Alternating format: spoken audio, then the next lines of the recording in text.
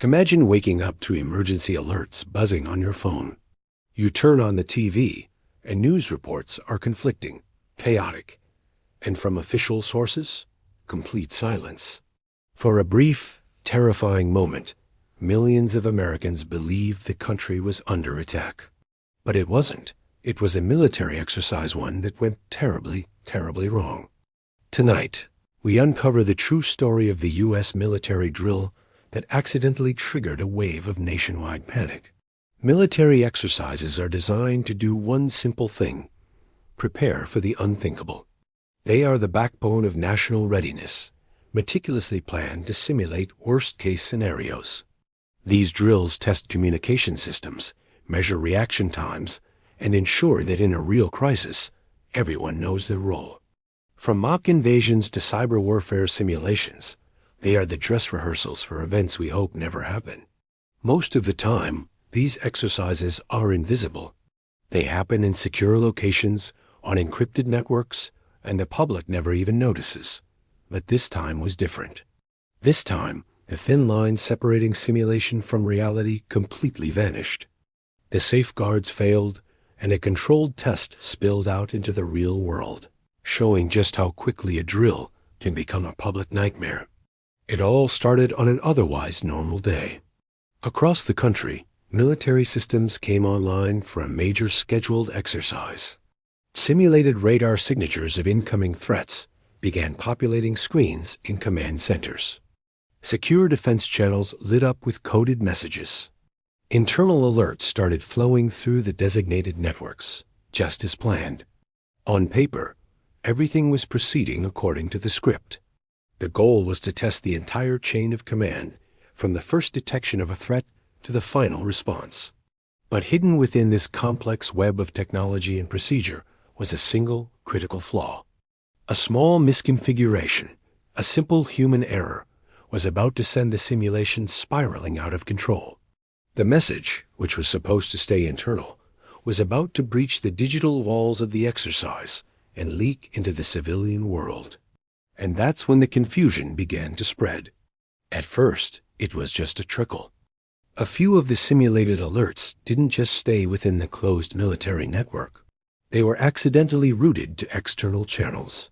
Officials in different agencies started receiving incomplete, context-free fragments of information. A local police department gets a cryptic warning.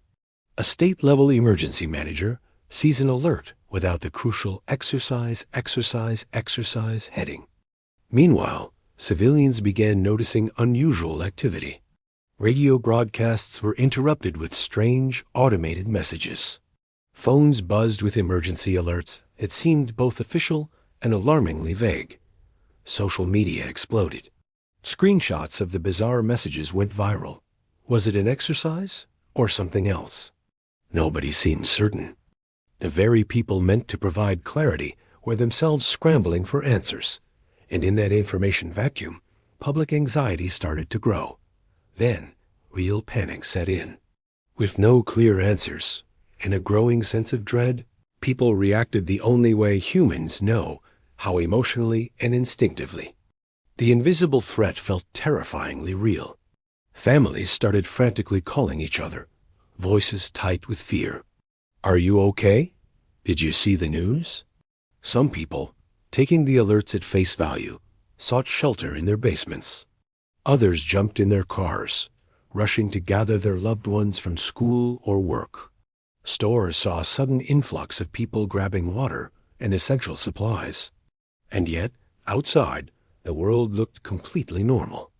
There were no explosions, no soldiers in the streets, no visible threat whatsoever. There was only uncertainty. And as this event proved, uncertainty can spread faster and cause more chaos than any conventional weapon.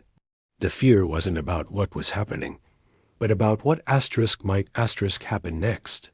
Back inside the command centers, the atmosphere was electric. Leaders, realizing something had gone catastrophically wrong, scrambled to regain control. Was this part of the simulation, a so-called inject to test their response to confusion? Or was the system genuinely compromised? Checks were repeated. Communications were triple-checked. Technicians frantically reviewed network logs and system configurations, trying to trace the source of the leak. Every minute that passed without a clear answer amplified the chaos in the outside world.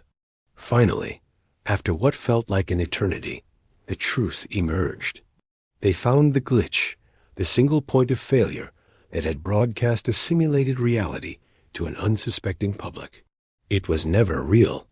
The attack, the threat, the impending disaster, it had only ever existed inside a computer simulation. But the fear it created? That was very, very real. In the aftermath, the cleanup began. Officials rushed to issue public statements and explanations, trying to calm a shaken populace. Press conferences were held. Apologies were made.